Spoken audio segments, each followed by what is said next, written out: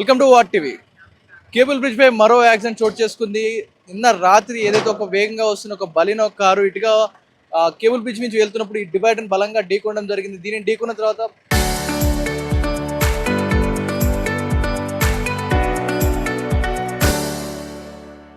Car situation చూస్తా ఉన్నాం. ముందర ఇంజన్ కావచ్చు, మొత్తం అన్ని కూడా డ్యామేజ్ అయిన సిచ్యువేషన్ చూస్తా ఉన్నాం. మరి ఇంత దారుణంగా ఇంతగా బలంగా ఢీకొని ఉంటే ఇలాంటి పార్ట్స్ మొత్తం ఇరిగిపోయేంత డ్యామేజ్ అయి ఉంటుంది. మనం విజువల్లో చూస్తా ఉన్నాం. ఇటు గతంలో చూసాం ఒక ఇదే ఏరియాలో ఇదే ప్లేస్లో ఇదే జరగడం జరిగింది. మరి ఇప్పుడు మనం విజువల్లో చూస్తా ఉన్నాం, మొత్తం కూడా రేడియేటర్ పగిలిపోయి మొత్తం కూడా విధ్వంసం సృష్టించినట్టు కనిపిస్తా ఉంది. మరి నిన్న జరిగిన ఏదైతే ప్రమాదం కనిపిస్తా ఉందో, ఇటు ఎయిర్ బ్యాగ్స్ ఏవైతే ఉన్నాయో ప్రమాదం జరిగిన సమయంలో మొత్తం కూడా ఎయిర్ బ్యాగ్స్ లోపల ఓపెన్ అయిపోవడం జరిగింది. మరి లోపల వారి సిచ్యువేషన్ ఎలా ఉంది ఏంటి అనేది ఒకసారి తెలుసుకునే ప్రయత్నం చేద్దాం. మొత్తం కూడా లోపల గుద్దిన తాకిడి తీవ్రతకి లోపల డిస్ప్లే కూడా పగిలిపోయిందంటే ఆ రోజు స్పీడ్ ఏ తాకిడిలో ఉందో తెలుస్తూ ఉంది.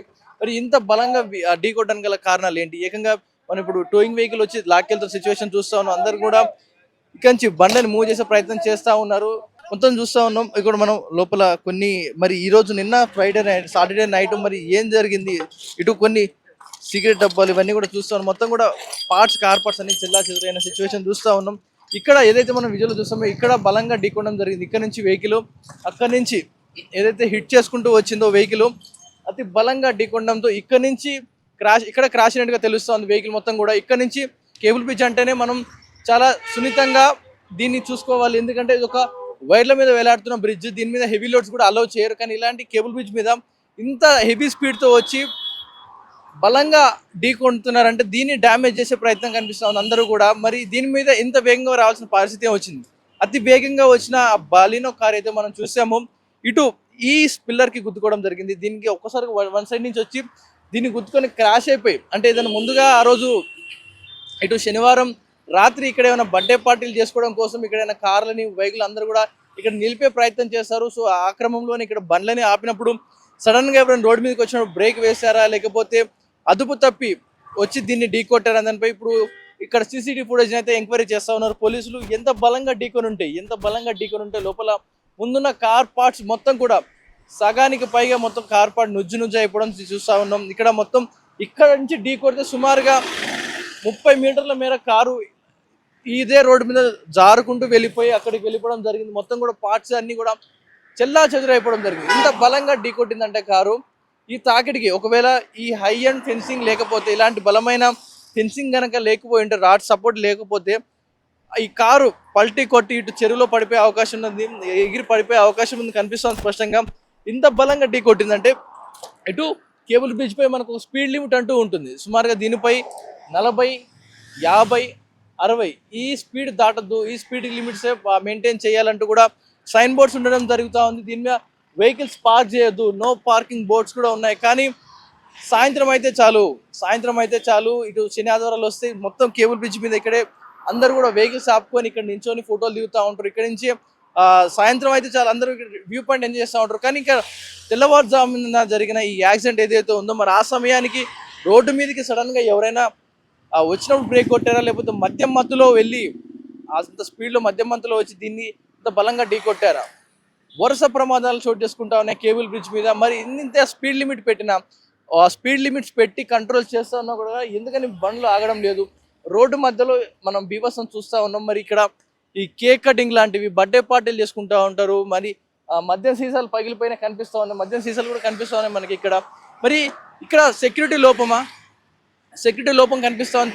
ఎందుకంటే దీని మీద గస్తీ కాయట్లేదు. పోలీస్ పెట్రోలింగ్ కనుక కంటిన్యూగా ఉంటే ఈ రోడ్డు మీదకి ఇలాంటి బర్త్డే పార్టీలు చేసుకోరు, ఇలా నిలిపే ప్రయత్నం చేయరు. ఎందుకంటే ఇంత దారుణంగా ఇంత సినారియో మనకి ఇక్కడ సిచ్యువేషన్ చూస్తూ ఉన్నామంటే కొన్ని మద్యం సీసాలు కూడా పగిలిపోయిన ఆనవాళ్ళు కనిపిస్తూ ఉన్నాయి. మరి ఈ గ్యాప్లో పోలీసులు పెట్రోలింగ్ ఎందుకని పెంచడం లేదు? దీనిపై ఉన్న లైట్లింగ్ కూడా మిస్ అవుతూ ఉన్నాయి. గతంలో దీనికి అమర్చిన లైట్లు కూడా దొంగలు ఎత్తుకుపోయారు అంటూ తాత్కాలికంగా వేరే లైట్లు పెట్టామని చెప్తున్నారు. అంటే దీని మీద ఉన్న లైట్లు కూడా దొంగతనం చేసుకొని పోతూ ఉంటే మరి పోలీసులు ఏం చేస్తూ ఉన్నారు? దీనికి సంబంధించిన మెయింటెనెన్స్ సిబ్బంది ఏం చేస్తూ ఉంది?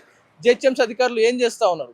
మనం ఏవైతే చూస్తున్నాం లోపల పెట్టిన లైట్స్ ఏవైతే ఉన్నాయో, ఆ కవర్ లోపల అక్కడ పెట్టిన లైట్స్ ఏవైతే ఉన్నాయో అవి తాత్కాలికంగా ఒక ఫంక్షన్స్కి వాడే లైట్లను తీసుకొచ్చి సాయంత్రం పూట అక్కడ లైట్స్ పెట్టి చేస్తూ ఉన్నారు. యాక్చువల్గా దీనికి కేబుల్ బ్రిడ్జ్కి వచ్చిన లైట్లు ఏకంగా జపాన్ నుంచి ఇంపోర్ట్ చేసుకున్న లైట్లు, అంత భారీ లక్షల్లో ఉండే ఆ లైట్లని సింపుల్గా దొంగలు ఎత్తుకెళ్ళిపోయారు. దాని ప్లేస్లో వేరే తాత్కాలికంగా ఈ లైట్లు పెట్టామని చెప్తాను. దొంగలు ఎత్తుకుపోయారంట ఈ లైట్లని.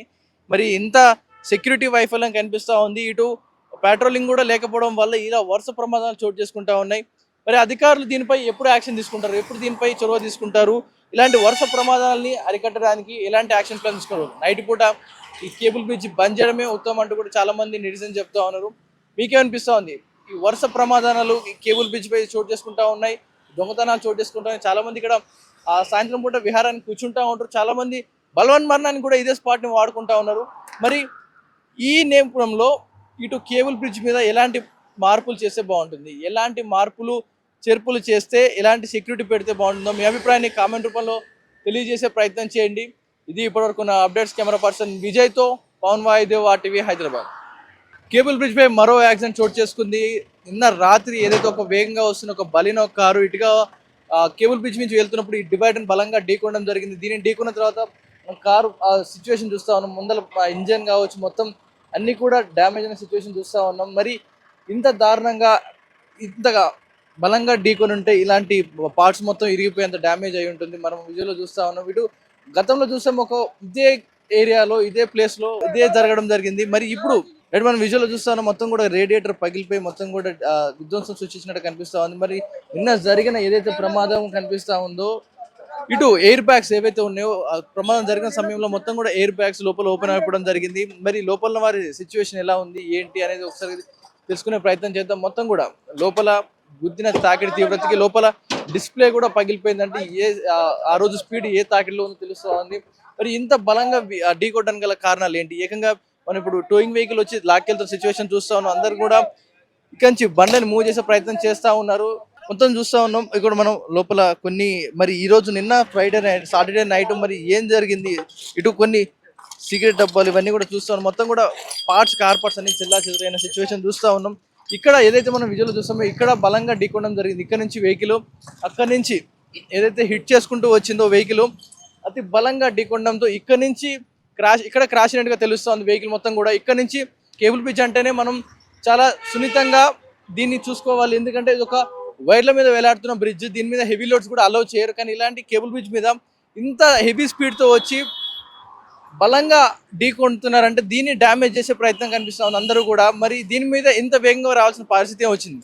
అతి వేగంగా వచ్చిన బాలినో కార్ అయితే మనం చూసాము, ఇటు ఈ పిల్లర్కి గుద్దుకోవడం జరిగింది. దీనికి ఒక్కసారి వన్ సైడ్ నుంచి వచ్చి దీన్ని గుద్దుకొని క్రాష్ అయిపోయి, అంటే ఏదైనా ముందుగా ఆ రోజు ఇటు శనివారం రాత్రి ఇక్కడ ఏమైనా బర్త్డే పార్టీలు చేసుకోవడం కోసం ఇక్కడ కార్లని వెహికల్ అందరూ కూడా ఇక్కడ నిలిపే ప్రయత్నం చేస్తారు. సో ఆ క్రమంలోనే ఇక్కడ బండ్లని ఆపినప్పుడు సడన్గా ఎవరైనా రోడ్డు మీదకి వచ్చినప్పుడు బ్రేక్ వేశారా, లేకపోతే అదుపు తప్పి వచ్చి దీన్ని ఢీకొట్టారా దానిపై ఇప్పుడు ఇక్కడ CCTV ఫుటేజ్ అయితే ఎంక్వైరీ చేస్తూ ఉన్నారు పోలీసులు. ఎంత బలంగా ఢీకొని ఉంటే లోపల ముందున్న కార్ పార్ట్స్ మొత్తం కూడా సగానికి పైగా మొత్తం కార్ పార్ట్ నుజ్జు అయిపోవడం చూస్తూ ఉన్నాం. ఇక్కడ మొత్తం ఇక్కడ నుంచి ఢీకొడితే సుమారుగా 30 మీటర్ల మేర కారు ఇదే రోడ్డు మీద జారుకుంటూ వెళ్ళిపోయి అక్కడికి వెళ్ళిపోవడం జరిగింది. మొత్తం కూడా పార్ట్స్ అన్ని కూడా చెల్లా చెదురైపోవడం జరిగింది. ఇంత బలంగా ఢీకొట్టిందంటే కారు ఈ తాకిడికి, ఒకవేళ ఈ హై అండ్ ఫెన్సింగ్ లేకపోతే, ఇలాంటి బలమైన ఫెన్సింగ్ కనుక లేకపోయి ఉంటే, రాడ్ సపోర్ట్ లేకపోతే ఈ కారు పల్టీ కొట్టి ఇటు చెరువులో పడిపోయే అవకాశం ఉంది,